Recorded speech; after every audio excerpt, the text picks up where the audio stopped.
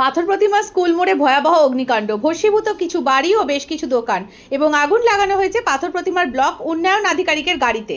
গবাদি পশুর মৃত্যু, ঘটনাস্থলে দমকলের একটি ইঞ্জিন, কারণ রহস্যময়, তদন্তে পুলিশ। দক্ষিণ 24 পরগনার পাথর প্রতিমা ব্লকের গোপালনগর গ্রাম পঞ্চায়েতের দুর্গা গোবিন্দপুর গ্রামে স্কুল মোড় এলাকায় গতকাল গভীর রাতে ঘটে গেল ভয়াবহ আগুন লাগার ঘটনা। রাত প্রায় 1:30 মিনিট নাগাদ হঠাৎই একটি বাড়ির লাগোয়া গোয়ালঘরে আগুন দেখা যায়। কিছুটা দূরে অবস্থিত দুটো চায়ের দোকান ও একটা সেলুনে এবং ব্লক আধিকারিকের গাড়িতে, তাছাড়া দুটো স্কুটিতে, ফার্নিচার দোকানে, ভেনামি চাষের জিনিসপত্র ও ভুসি মাল দোকানে মালপত্র দাউ দাউ করে আগুন জ্বলতে শুরু করে। এমনকি কয়েকশো মিটার দূরে একই গ্রামে আরও একটি বাড়ির রান্নাঘরে আগুন লাগানো হয়েছে বলে অভিযোগ। ঘটনার শুরুতে এলাকাবাসীরা ছুটে এসে জল ঢেলে আগুন নেভানোর চেষ্টা করেন, কিন্তু আগুনের তীব্রতা এতটাই বেশি ছিল যে নিয়ন্ত্রণে আনা সম্ভব হয়নি। মাত্র কিছুক্ষণের মধ্যেই চারদিকে ঘন ধোঁয়ায় ডেকে যায়। আগুনে বাড়ির অংশবিশেষ ক্ষতিগ্রস্ত হয়, দোকানগুলোর ভেতরে আসবাব, মালপত্র সব পুড়ে যায়। গোয়ালঘরের ভিতরে থাকা গবাদি পশুও ভস্মীভূত হয়েছে বলে জানা যায়। স্থানীয়দের খবর পেয়ে পাথর প্রতিমা থানার পুলিশ দ্রুত ঘটনাস্থলে পৌঁছে আগুন নিয়ন্ত্রণের উদ্যোগ নেয়। এরপর দমকল বিভাগকে খবর দিলে কিছুটা দেরিতে একটি দমকল ইঞ্জিন আসে এবং পুলিশ ও স্থানীয়দের সহযোগিতায় আগুন নেভানোর কাজ শুরু করে। তবে ততক্ষণে 3টি দোকান ও একটি বাড়ি ব্লক আধিকারিকের গাড়ির প্রায় হাফ অংশ পুড়ে যায়। ঘটনাকে ঘিরে এলাকায় ব্যাপক চাঞ্চল্য ছড়িয়েছে। আগুন লাগার কারণ রহস্যময়, কেউ ইচ্ছাকৃতভাবে আগুন লাগিয়ে থাকতে পারে বলেও সন্দেহ রয়েছে। ইতিমধ্যেই পাথর প্রতিমা থানার পুলিশ ঘটনা তদন্ত শুরু করেছে। রাতে সব দোকান বন্ধ থাকার ফলে ক্ষয়ক্ষতির পরিমাণ আরও বেড়েছে বলে মনে করছেন স্থানীয়রা। ক্ষতিগ্রস্ত পরিবারের সাথে দেখা করেন পাথর প্রতিমার বিধায়ক সমীর কুমার জানা।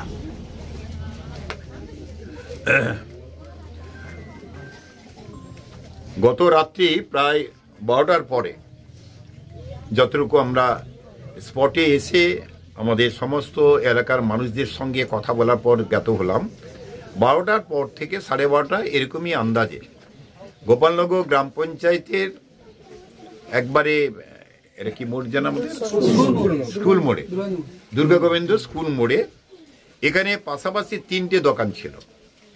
একটা দোকান হচ্ছে যে চা বিক্রি করতো, একটা সেলুন দোকান ছিল, আর একটা কি ছিল, তেলে ভাজা। এই 3টি দোকান একদম পুড়িয়ে শেষ করে দেওয়া হয়েছে, একদম কিচ্ছু নেই, সব শেষ করে দেওয়া হয়েছে।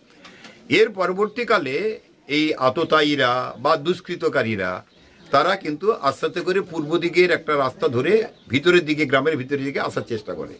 এই আসার পথে বিডিও সাহেবের ড্রাইভার যে গাড়িটা চালায়, বিডিও সাহেবের গাড়িটা, তার গাড়িটা ছিল রাস্তার উপরে, সেই গাড়িটাতে অগ্নিসংযোগ করে দেওয়া হয়েছে। তো 3-4টে জায়গায় একদম ক্ষতবিক্ষত আগুনে পুড়ে গেছে এই অবস্থা। তারপরে একটু যখন অগ্রসর হলাম পূর্ব দিকে, গোপালনগর অঞ্চলের অন্তর্গত দুর্গা গোবিন্দপুর মৌজায় আগামী গতদিন রাত 12টার পরে কোনো এক দুষ্কৃতিকারী কিংবা তারা দলগতভাবে সেখানে 3টে ঘরে আগুন লাগায়। একটা হচ্ছে চা দোকান, একটা হচ্ছে চা তেলে ভাজা মুখ, আর একটা হচ্ছে সেলুন। 3টে ঘর একেবারে ভস্মীভূত হয়ে গেছে।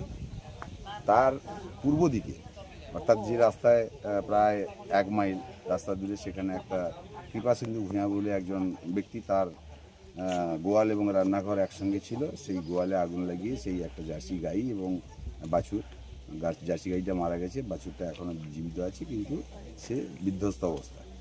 তারপরে উত্তর দিকে গেলে সেখানে একটা চা দোকানে কিন্তু আগুন লাগানো হয়েছে, সেটাকে সেভ করা হয়েছে। তারপরে আবার পশ্চিম দিকে গেলে সেখানে একটা বাড়িতে, ব্যক্তিগত বাড়িতে, সেখানে আগুন দেওয়া হয়েছে, সেখানেও নেভানো হয়েছে। এছাড়াও 2 জায়গায় ছোট ছোট আগুন লাগিয়েছে, সেগুলোকে ছাড়ানো হয়েছে। সকল গ্রামবাসী জুটে মোটামুটি এগুলোকে ছাড়ানো হয়েছে।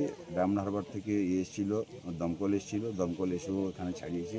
পুলিশ ভেরিফিকেশান হয়েছে। আজকে এমএলএ সাহেব সহ এসডিপিও ওসি সাহেব এসছেন। আশা করি তিনারা এর বিহিত ব্যবস্থা করবেন। কিন্তু দুষ্কৃতিকারীরা এখন বাড়িতে নেই বা যাকে সন্দেহ করা হচ্ছে তাকে এখনও পর্যন্ত খুঁজে পাওয়া যাচ্ছে না।